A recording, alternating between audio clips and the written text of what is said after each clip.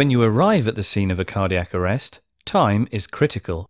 Compressions should start as soon as possible, and any interruption to those compressions, or no flow time, should be kept to an absolute minimum. It is therefore essential that the airway device is easy, rapid, and reliable to insert. iGel is a supraglottic airway with a non-inflatable cuff, gastric channel, and other features that make it an ideal choice for cardiac arrest in comparison to more traditional devices. One area of particular importance is the speed and ease of insertion.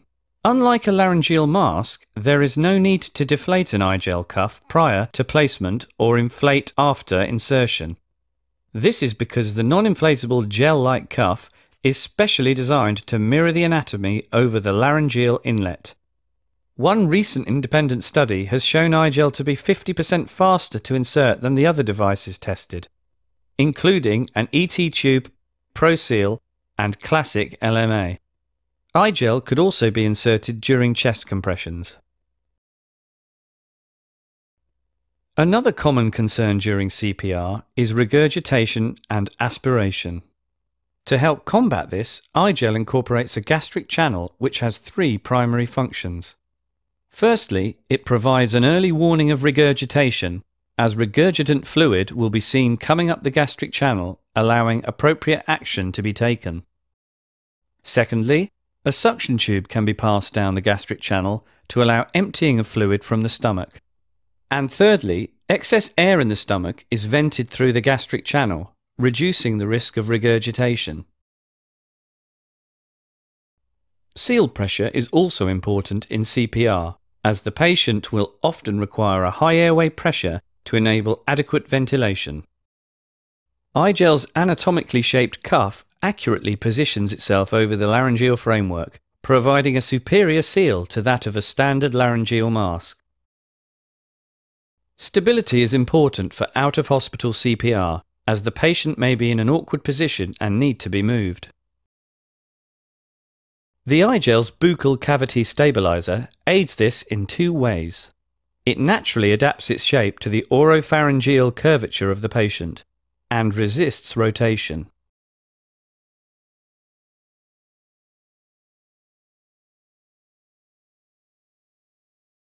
The iGel O2 Resus Pack includes a modified iGel with a supplementary oxygen port, a sachet of lubricant, a suction tube, and an airway support strap, all contained within a sterile pack.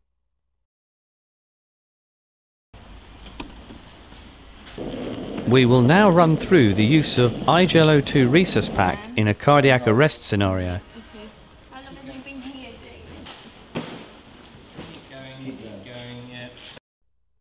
First, decide on the most appropriate size of iGel O2 to use. Correct size is normally determined by weight. Open the iGel O2 Resus Pack, remove the inner tray containing the lubricant, airway support strap, and suction tube, and place the contents to one side within easy reach. Place a small bolus of lubricant on the base of the inner side of the main shell of the packaging. Touching no lower than the bite block of the iGel O2, lubricate the back, sides, and front of the cuff with a thin layer of lubricant. Ensure any excess is removed. Grasp the lubricated iGel O2 firmly along the integral bite block. The ideal patient position for insertion is with the head extended and the neck flexed. But if this is not possible or is inappropriate for the patient, then iGel O2 can be inserted with the head in a neutral orientation. A proficient user can achieve insertion of iGel O2 in less than 5 seconds. Introduce the leading soft tip into the mouth of the patient in a direction towards the hard palate. It is not necessary to insert fingers into the patient's mouth.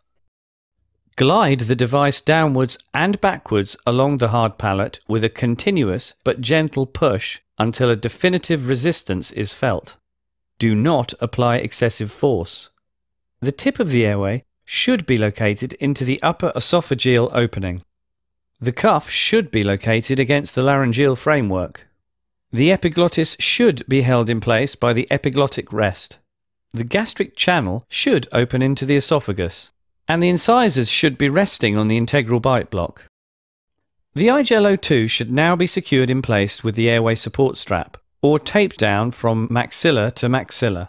To use the airway support strap, slide it under the patient's neck and secure it to the iGel O2 hook ring using the appropriate holes on the strap. Ensure there is sufficient tension to hold the iGel O2 securely in place, but not excessive tension that may cause trauma to the patient. Some adjustment of the strap may be needed. A resuscitation bag can then be connected to the iGel O2 and ventilation can begin. If your resuscitation protocol incorporates chest compressions in combination with passive oxygenation, rather than positive pressure ventilation, the supplementary oxygen port provides an easy and effective method for delivering oxygen passively to the lungs.